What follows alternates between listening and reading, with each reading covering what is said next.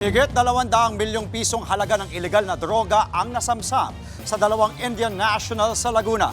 Nakuha po yan sa bahay na pag-aari raw ng isang pulis.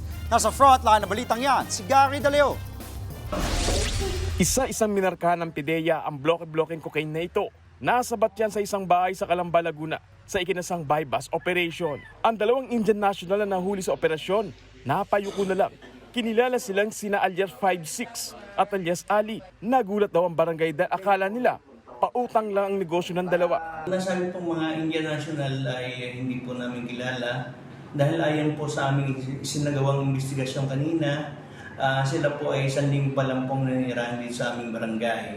Mahigit 40 kilong cocaine ang na-recover sa operasyon. Aabot sa 233 million pesos ang halaga nito. Ayon sa PIDEA, tiniktikan nila ang dalawang sospek matapos may magsumbong na ginagawang imbakan ng droga ang kanilang tinutuluyan. Kapag ganitong volume kasi, hindi natin masabi kung for local consumption to. This is still the subject of further investigation. Tingin ng PIDEA, matagal nang illegal na operasyon ng mga sospek. The fact that they were able to establish presence in such a location, una-una sigurado yan, may contact yan. We will identify kung sino yung local contact nila. Iniimbestigahan na rin ng PIDEA ang may-ari ng bahay na isa raw palang pulis. Sinampahan na ng reklamo ang dalawang Indian national.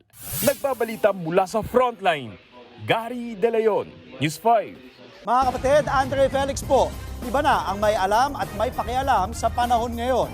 Para po sa tuloy-tuloy na balitaan sa frontline kahit weekend, mag-follow at mag-subscribe na sa social media pages ng News 5.